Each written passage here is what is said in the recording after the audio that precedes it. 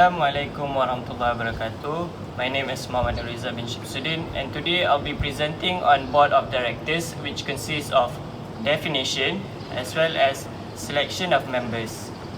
Board of Directors is an elected group of individuals that represent shareholders. The board is a governing body that typically meets at regular intervals to set policies for corporate management and oversight.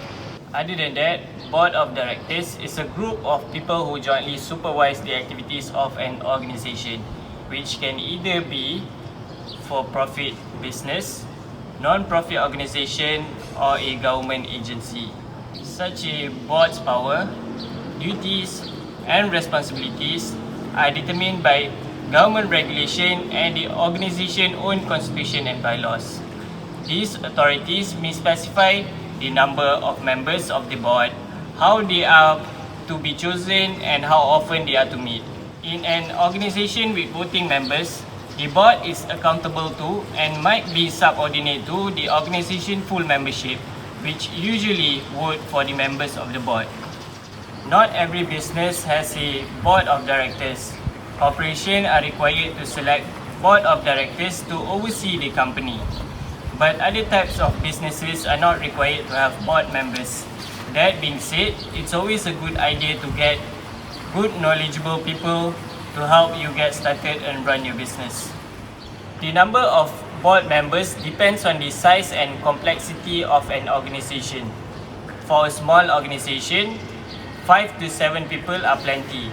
For a larger, more complex organization with several committees, you might want 9 to 11 people at the minimum.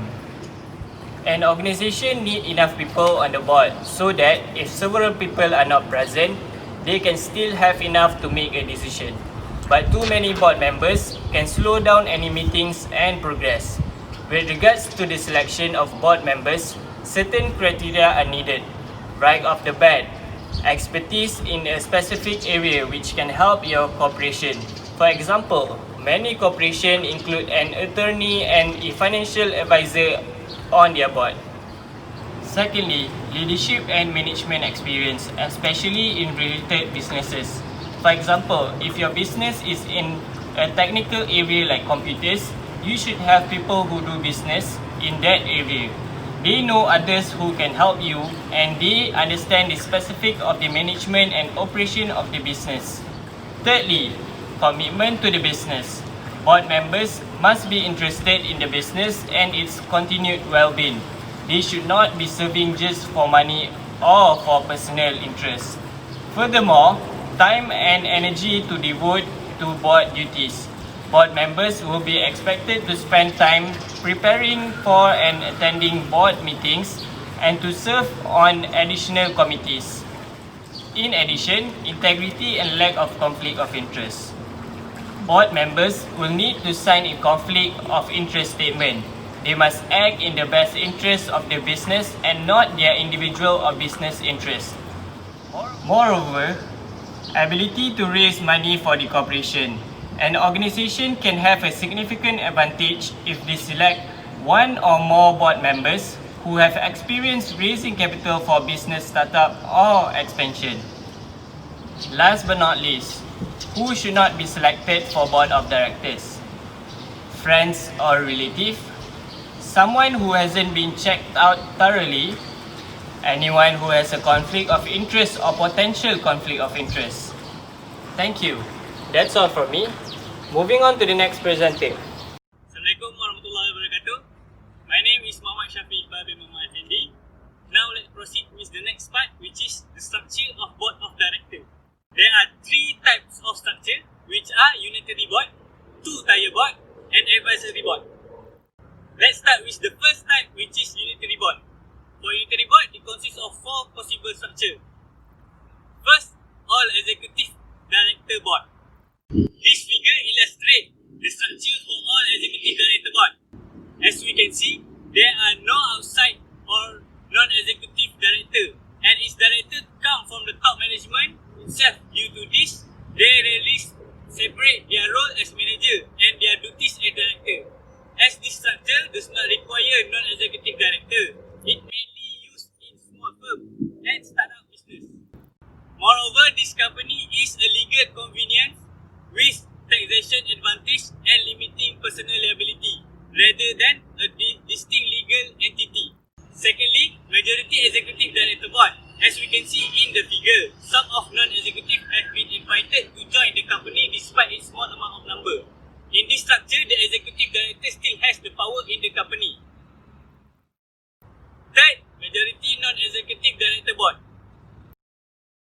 As you can see in the figure, an increase in the number of non-executive director which may come from independent director.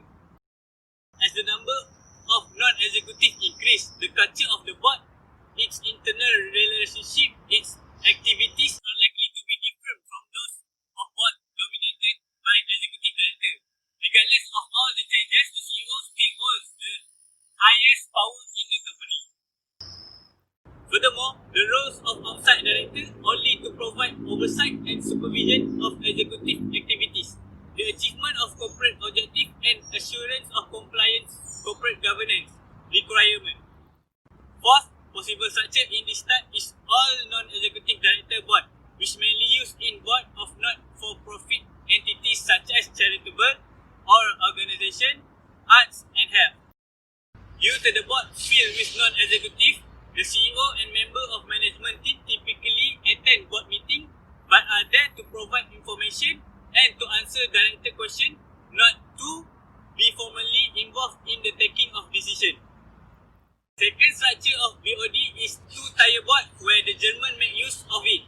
In this structure, the two-tier board are called the supervisory board and management board. Supervisory board is comprised entirely of outside director and the management board entirely of executive director. Moreover, member of the management board attend meeting of the supervisory board but have no vote. The executive member present their strategies, management plan and budget to supervisory board for comment and approval. The supervisory board have the power to appoint or remove the executive member from the company.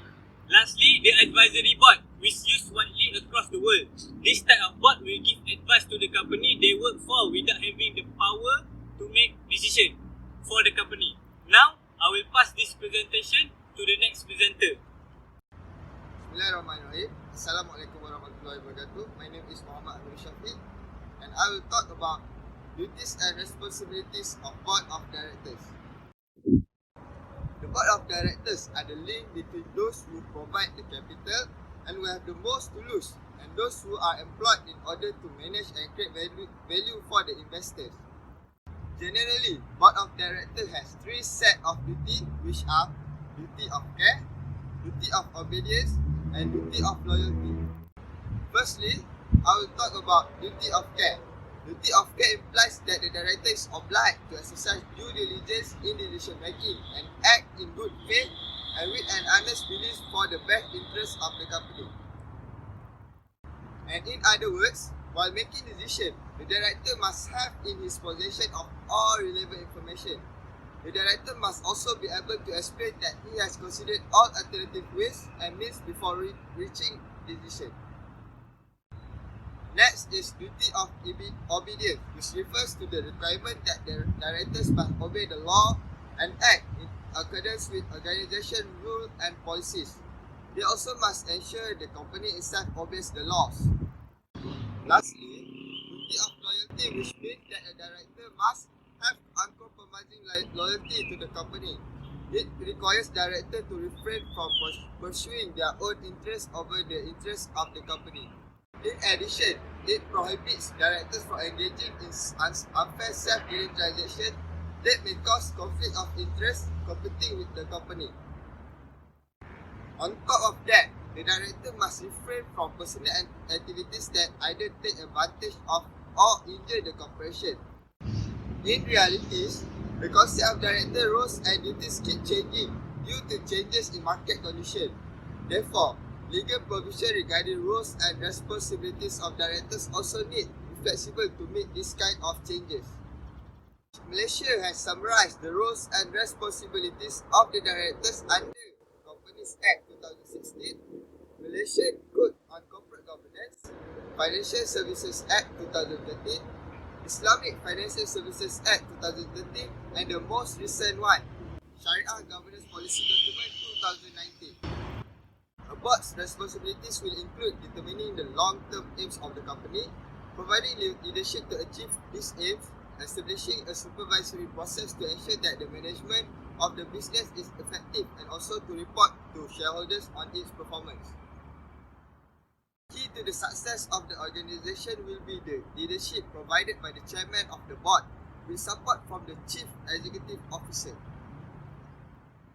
There should be a clear division of responsibilities at the head of the organization between the running of the board and the executive responsibility for the activities of the company business.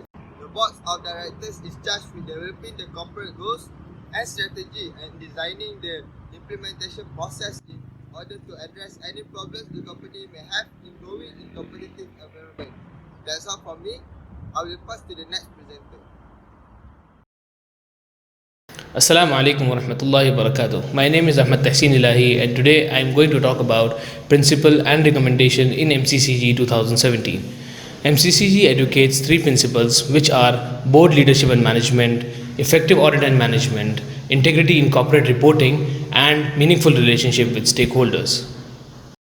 Board leadership and management. The long-term success of an organization is largely determined by its board of directors.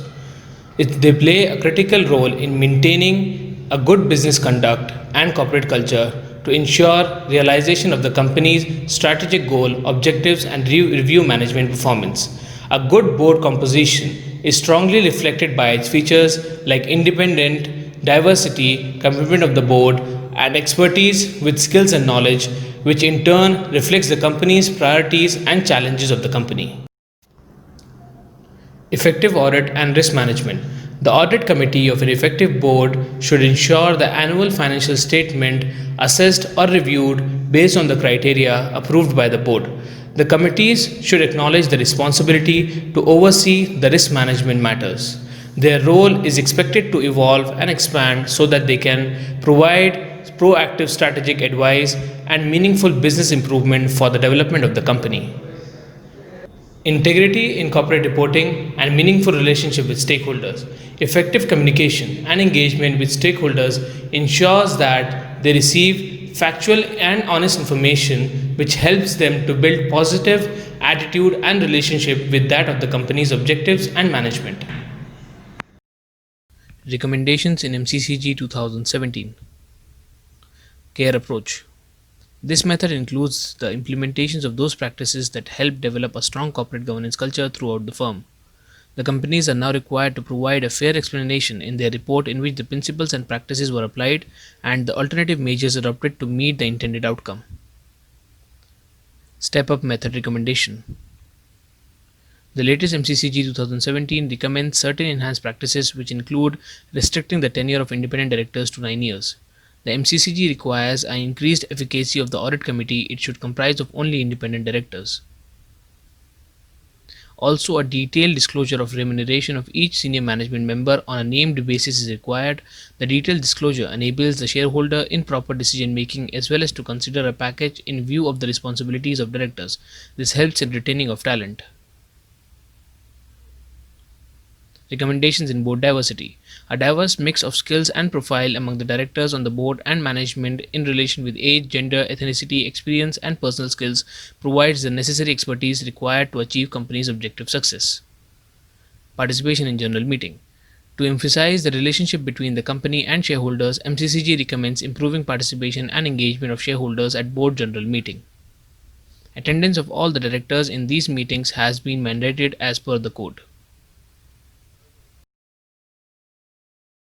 According to researchers, the above practices often leads to better financial performances and sustainable return for shareholders of the company, which can bring a big positive change in Malaysian corporate landscape. That's all from us. Thank you for watching.